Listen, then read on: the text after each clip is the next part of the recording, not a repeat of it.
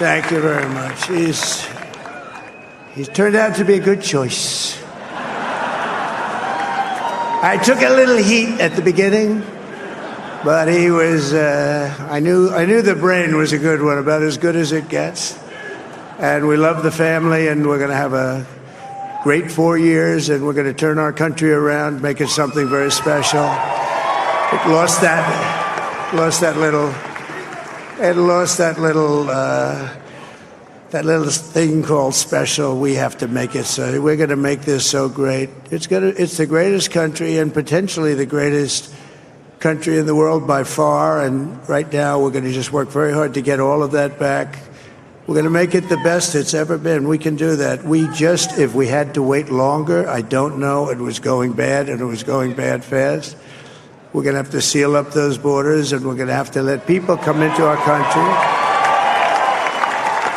We want people to come back in, but we have to let them come back in, but they have to come in legally. They have to come in legally.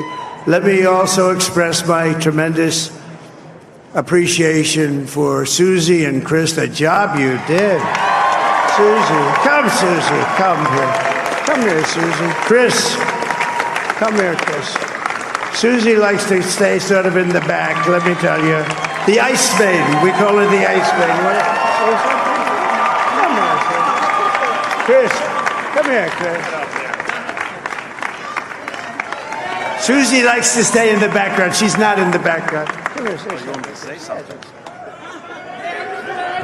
This wasn't expected, but I just want to thank, obviously, President Trump for this journey. It was a great one, and he's a hell of a candidate, and he's going to be a hell of a great 47th president. And this team that we had, the best team, and, of course, even my boss, Susie Wiles, the best. Thank you.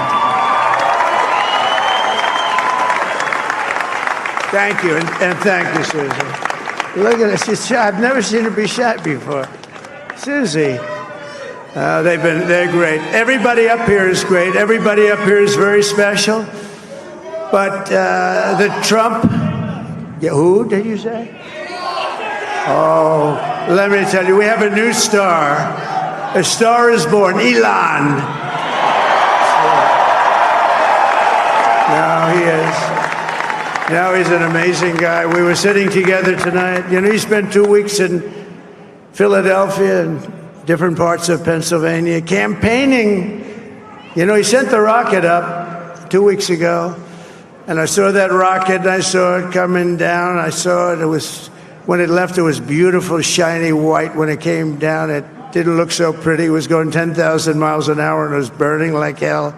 I said, what happened to your paint job? He said, we've never made a paint that could withstand that kind of heat. And but I saw it come down and turn around. And it was, you know, it's like 22 stories tall, by the way. It looks a little smaller than that, but it's big. And it came down, and you saw that fire burning. And I'm saying, only Elon could do this. It must be an Elon. And I tell the story. I told it last night. I had a man on the phone. I had the screen muted, no sound. I was talking to a very important man, happens to be here. And that very important guy, one of the most important people in, I would say, the country, actually. But, you know, I was president, and now it looks like I was going to be maybe president again, so I figured I could ask him to hold. So I asked him to hold. And especially because you're going to be president again, they hold. So I took the phone down, and I'm looking at the screen. I'm seeing this crazy thing that's going around and coming down. It looks like it's going to crash into the gantry. And I said, oh, no. And I said, do me a favor, do you mind holding for a couple of minutes? I want to see this. I thought it was a space-age movie or something. I put the phone down. Bad part, I didn't pick it up for 45 minutes, and he was holding. But this spaceship came down, and I saw those engines firing, and it looked like it was over. It was going to smash. And then I saw the fire pour out from the left side, and I put it straight. And it came down so gently, and then it wrapped those arms around it, and it held it. And just like you hold your baby at night, your little baby. And it was a beautiful thing to see. And I called Elon. I said, Elon, was that you? He said, yes, it was. I said, who else can do that? Can Russia do it? No. Can China do it? No. Can the United States do it other than you? No. Nobody can do that. I said, that's why I love you, Elon. That's great.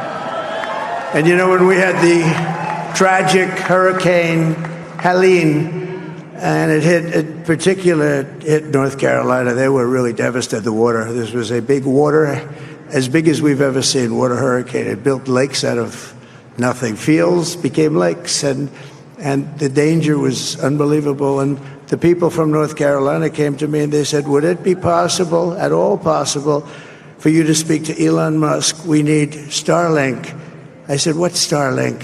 It's a form of communication. So I called Elon, and I'll tell you what, he had, and it was very dangerous. People would die. They had no communication. All the wires were down. I called Elon Musk. I said, Elon, you have something called Starlink. Is that right? Yes, I do. What the hell is it? He said, it's a communication system that's very good.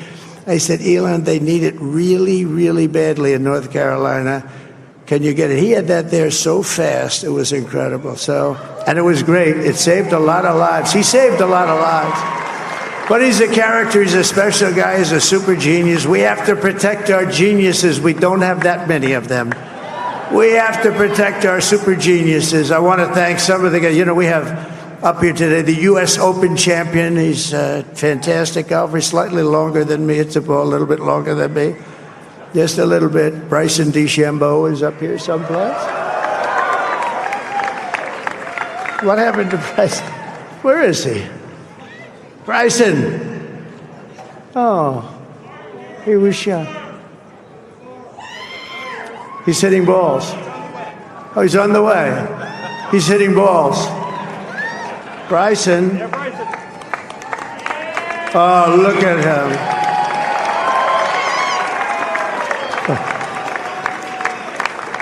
He's got a great career going. Great U.S. Open, Bryson. That's a fantastic job. And we also have a man, Dana White, who has done some job. He's that tough guy.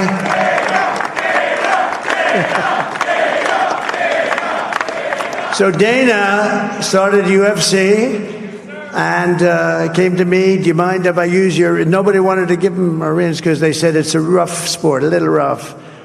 And I helped him out a little bit, and I went, and they said, this is the roughest sport I've ever seen, but I began to like it, and he loved it, and nobody's done a better job in sports. And you know, he's a very motivational kind of a guy, what he does. He gets these fighters, and they really go at it, and it's become one of the most successful sports enterprises anywhere at any time. It's doing so well.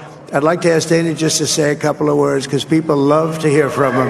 Dana, please.